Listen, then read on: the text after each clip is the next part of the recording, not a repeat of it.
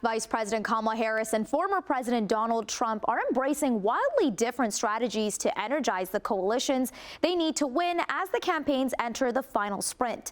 But what's also trending are videos of Barack Obama rapping an Eminem song at a rally to support Kamala Harris last night. We're less than 2 weeks away from the U.S. presidential election, and both candidates have been visiting battleground states this week to shore up votes. We know what Donald Trump wants. He wants unchecked power. The question in 13 days will be, what do the American people want? Vice President Kamala Harris and former President Donald Trump focused on two pivotal swing states today, Georgia and Pennsylvania. So the damage is done. We have to get the prices down, and that's going to bring other things down with it. We're also going to get the interest rates down because interest is far too high right now. Today, Harris blasted Trump for his reported praise of Adolf Hitler. In a series of interviews published Tuesday, John Kelly, Trump's former White House chief of staff, said the former president fits the definition of a fascist and has previously praised Hitler. Kelly told the New York Times and The Atlantic that Trump, quote, certainly prefers the dictator approach to government.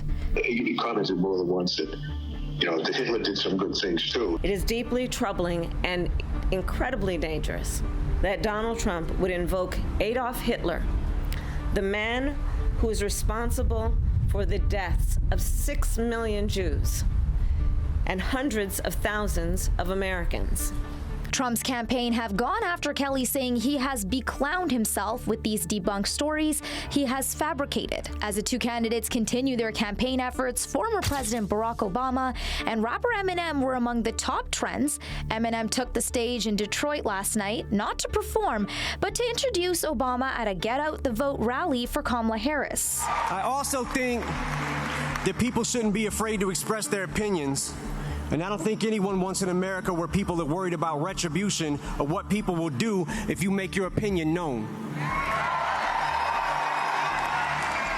I think Vice President Harris supports a future for this country where these freedoms and many others will be protected and upheld.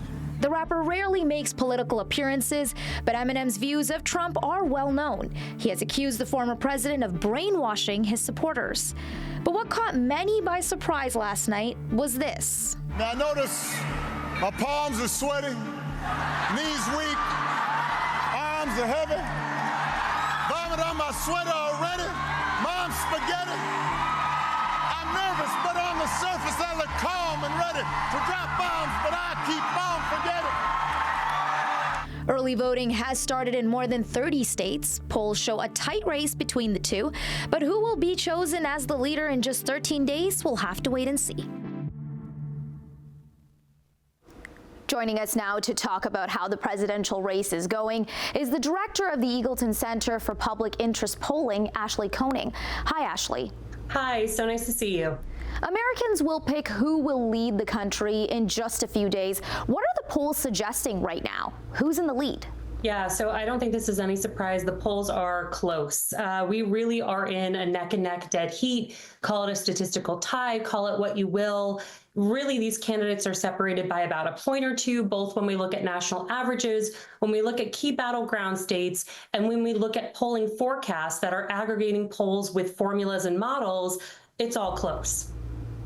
How are the polls affecting voter behavior? Can we trust the accuracy given polls have underestimated support for Trump in the past? Yeah, I think we have to look at polls for what they should and shouldn't be doing. Polls are not a crystal ball. They're not trying to predict what's happening on Election Day. Polls are supposed to be used to tell us what's going on in the moment, what voter behavior might look like right now, what their attitudes are, their views, most important issues that are in the race. So let's be careful and remember that polls have inherent uncertainty in them. They're based on statistics. So it's kind of like we talk about a weather forecast. Polling should be used in much a similar way. We're not talking about numbers that are etched in stone. We're talking about numbers that are bounded. They're survey estimates bounded by confidence intervals and how statistically confident we are talking about the head-to-head of this race. And especially when we see this margin between the candidates of 1 to 2 points, even though it looks like a lot of the polling recently has shifted from 1 to 2 points Harris to 1 to 2 points Trump, we still cannot say that a candidate is either pulling ahead or falling behind. When we apply that margin of error to it, It really could be one of them is ahead by 5 points. One of them is below 5 points. So we really have to pay attention to polls being an exercise in statistics and uncertainty, and knowing that these polls are blunt instruments, and knowing that voters are human and can certainly change their minds up until election day. What that behavior coming from voters might be because of polls, obviously Americans are getting deluged with polls. Voters may be more or less likely to vote depending on if they see their candidate is ahead or behind, especially with the candidates being neck and neck and so close in this race. It may motivate voters, especially those low propensity voters, which are key to both candidates. It may motivate them to turn out and vote either before or on election day.